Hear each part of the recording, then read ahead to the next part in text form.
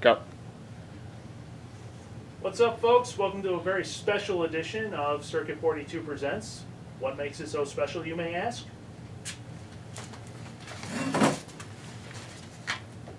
Now you can see us.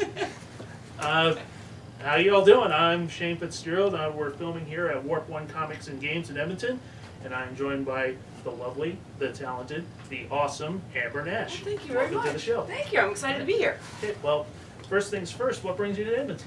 Well, I'm actually here for the Edmonton Fringe. It's my second time here, but it's my first time coming with a solo show. So I'm doing a solo show at the Walterdale called What's Wrong With You? And actually, my husband is from Edmonton, so it's not my first time to Edmonton. I've been here tons of times. That's awesome. Yeah. The Edmonton Fringe, for those who don't know, is a big theater performance festival held every year in August. And it's got some amazing shows, everything from street performers to improv, even some burlesque shows. And if you're in Edmonton during the summer, it's a definite must attend. You got to check it out. Sorry. Okay. It's a milestone, folks. Give me a second.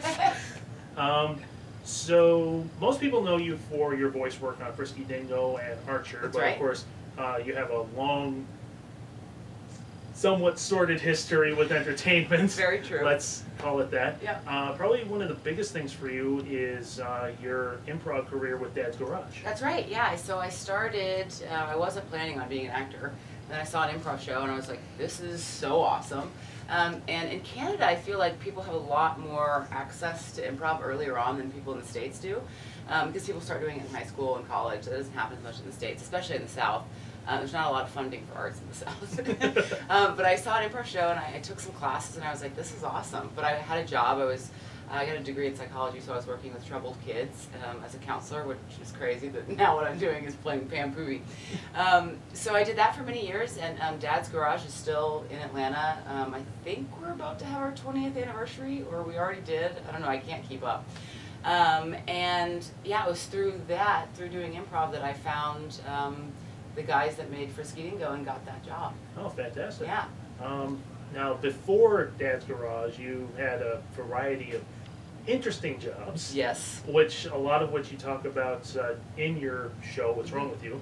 Speaking of which, do you plan on doing that outside of the Fringe? I don't know. I did a run of it in Atlanta last year, and so I might do another Fringe, or I might come back with like a different version next year for Fringe, but I'm not exactly sure. I'll just have to see what happens. Okay, because I've seen the show and it's amazing. Thank you. Yeah, people have really responded well to it, which is good, because doing a solo show is very scary, and especially when it's got personal content. You're like, I don't know, I hope people like it. Not to mention the fact you include audience participation, Yes. so you're basically putting lines in people's hands and saying, read this when I tell you to. Yeah, and do a good job. Yeah. Yeah. I was actually, the show I saw, I was actually sitting between the two groups of people that you've Oh, recruited for nice. that. That's awesome. And they were all awesome. Yeah. In fact, the guy sitting next to me, I got to look at his lines, and first thought in my head is, pretty sure this character is supposed to be gay. It is. Just not a bad thing, certainly not a bad thing, yeah. but you know, there was an inkling, there were Totally, signs. Yeah. totally.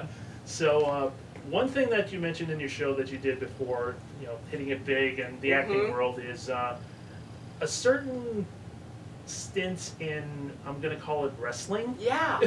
So the cool thing is when Dad's Garage is a company, it's very similar to Rapid Fire here in Edmonton, but we also do scripted work. So we do improv all year long, and then we generate scripted work also. But one of the really cool shows we did, this was years ago, was a show called Brawl, and it was an improvised wrestling show.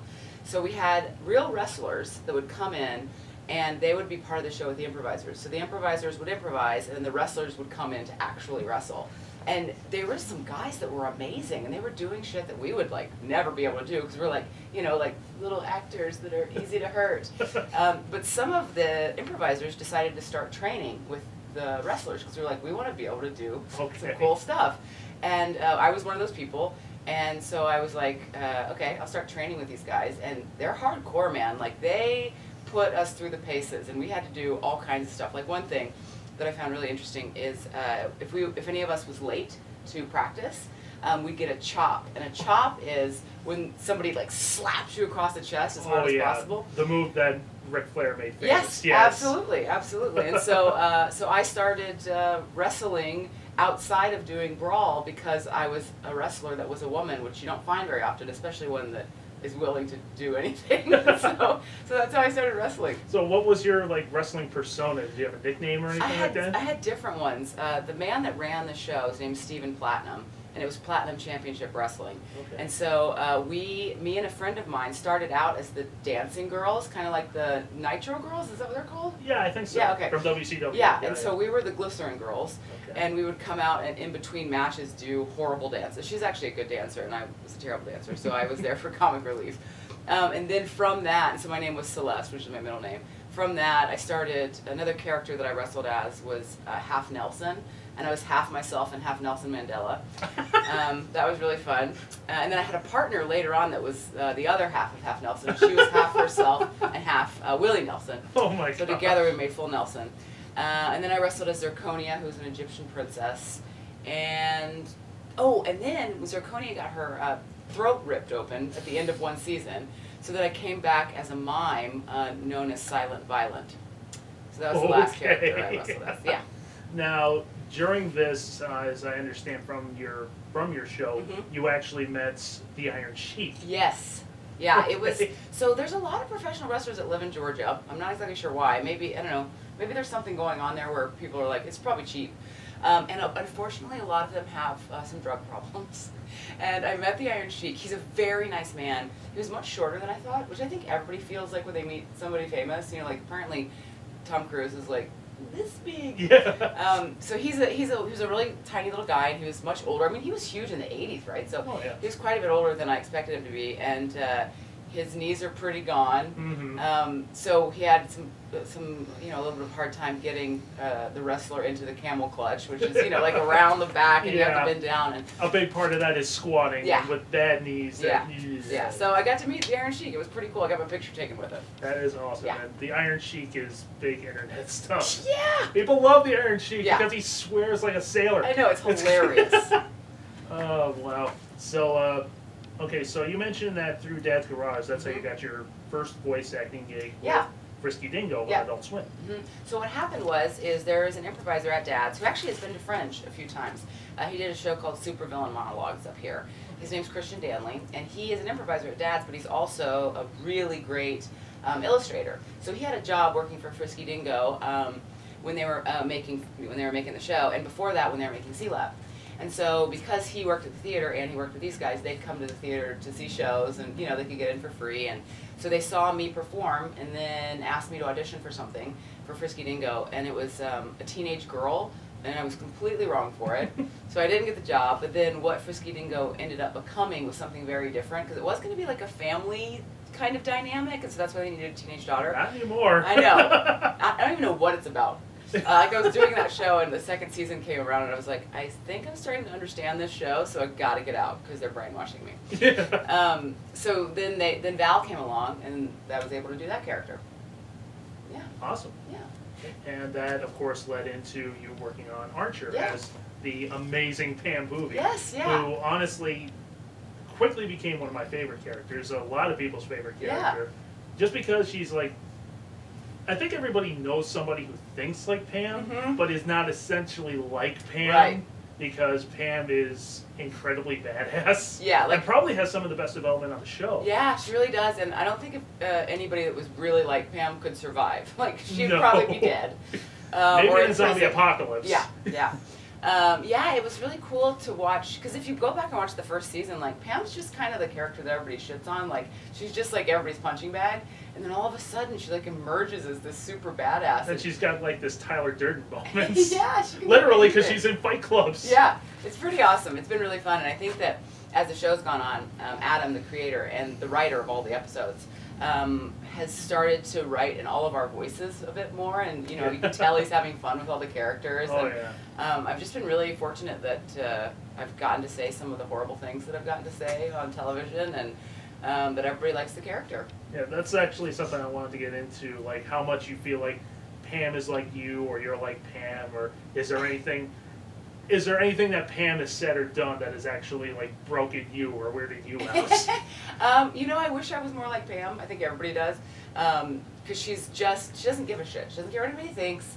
She doesn't care what anybody else is doing. She's just going to do her own thing. And she's actually quite sweet, which I really like about her, because she's kind of got this huge heart that you would... That Adam actually said at Comic-Con this year that he thinks that she might be the only good person on the show. Oh, and that's saying something. I know, right? Yeah, so it's... there's not been anything... I'll get the script sometimes and be like, oh my god, we can say this on TV. Like, now I'm not as surprised as I used to be, but there's been a few things that I'm just like, wow, yeah, well, we're going to do it. That's the great thing about having an animated show, is that I think you can get away with a lot more than if you had, like, real actors saying some of the, and doing some of these things, you know. Oh, yeah. Like the Archer and Lana sex scene in the last season was just like, oh my god, I can't believe we can get away with it. And Casey Willis, who's a good friend of mine, he's also an executive producer on the show, he said that when they animated that last scene, they just kind of went for it, knowing that they'd kind of gone too far and expecting the network to tell them to pull it back, and they didn't, and he was like, oh my god. He was even a little embarrassed by how gratuitous it was. Yeah. Oh, man. So, yeah, actually, going back a couple of seasons, when they changed to Archer Vice, that was a really kind of interesting time for the show, if not a little weird. Yeah. How did you react to it? You know, a lot of people weren't happy about it. I thought it was really great, because I feel like if you're doing a comedy, we were already in 5 seasons, which is, you know, a lot of seasons for any show, that if you're doing comedy, you got to take risks, or else it's not going to stay fresh. And so I thought it was a big risk, but I thought it was a fun one. I liked that Pam had a cocaine problem. I thought it was pretty funny. And I actually had a conversation with Adam when I found out about it, because he told me before we started that they were going to be selling drugs and that Pam was going to be addicted to drugs. And I was like, dude, she's going to have to lose a bunch of weight. Like, you can't just eat cocaine all the time and not lose weight. And so the first time they showed me what Pam looked like thin, I was just like, holy shit. Because she had, like, her boobs, I think, were bigger, but the rest of her were smaller. So she had, like, this, like, pin-up body. And I was like, good God.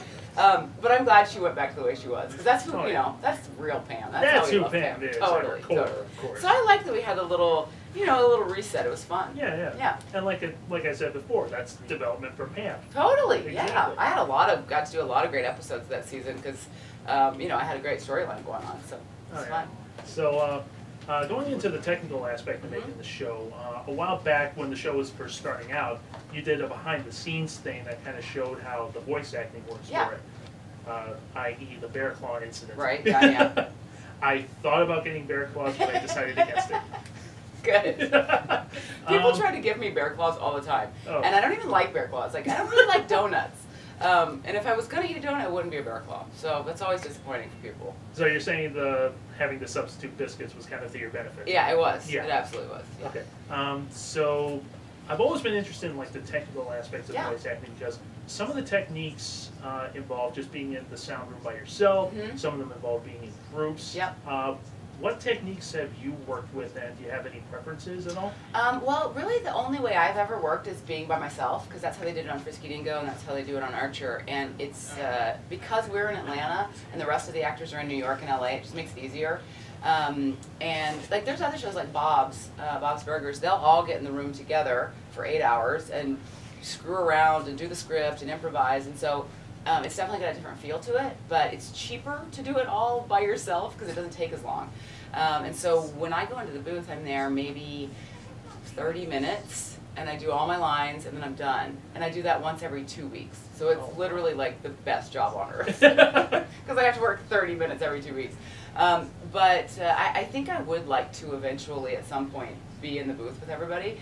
Like, if we get to 100 episodes, which I think we will, it'd be super cool to do like our 100th episode all together.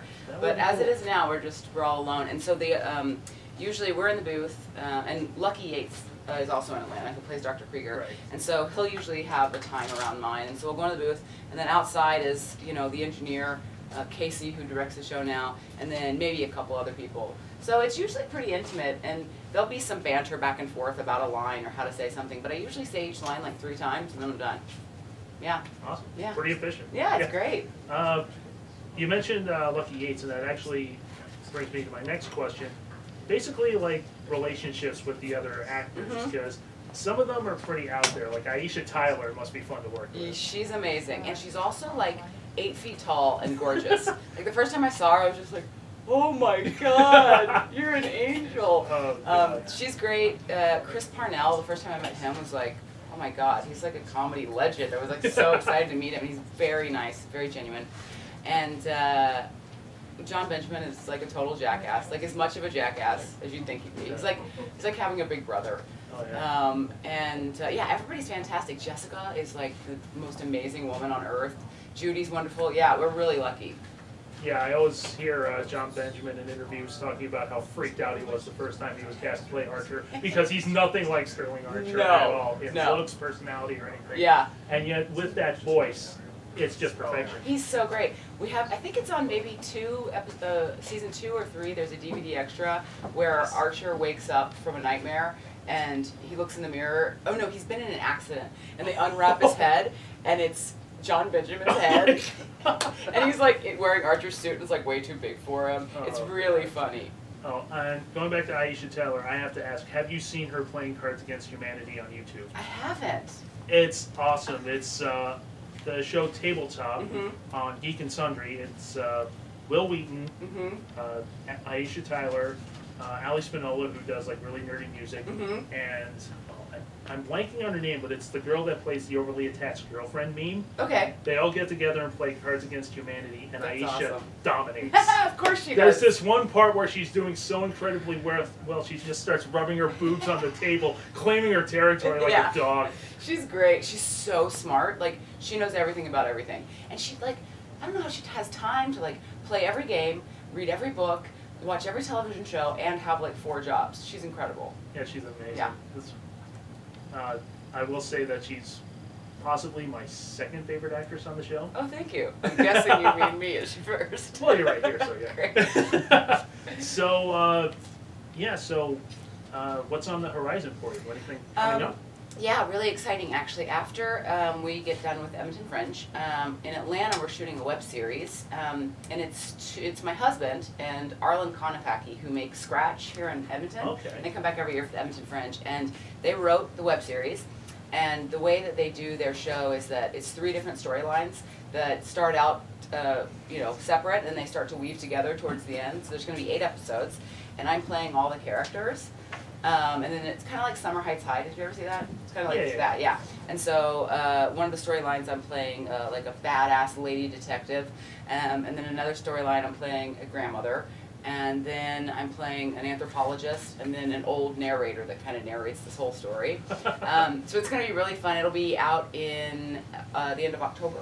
Oh, wow. Yeah, and I think we're going to release it all at the same time. That sounds awesome. It's called The Heart of America, H-A-R-T.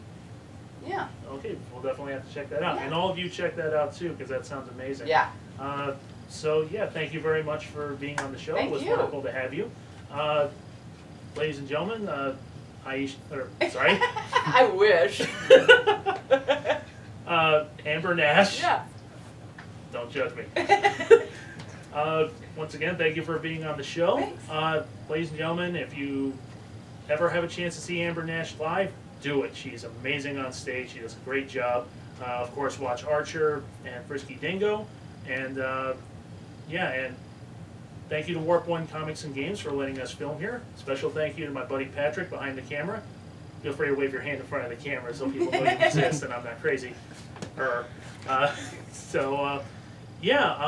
Thank you very much for watching. Be sure to check out Circuit 42 on YouTube, Facebook, Twitter, anywhere else they might stick this in the future that social media becomes a thing. And thank you very much for watching our very first video interview. Hopefully there will be more, and hopefully I will get more handsome. See you later.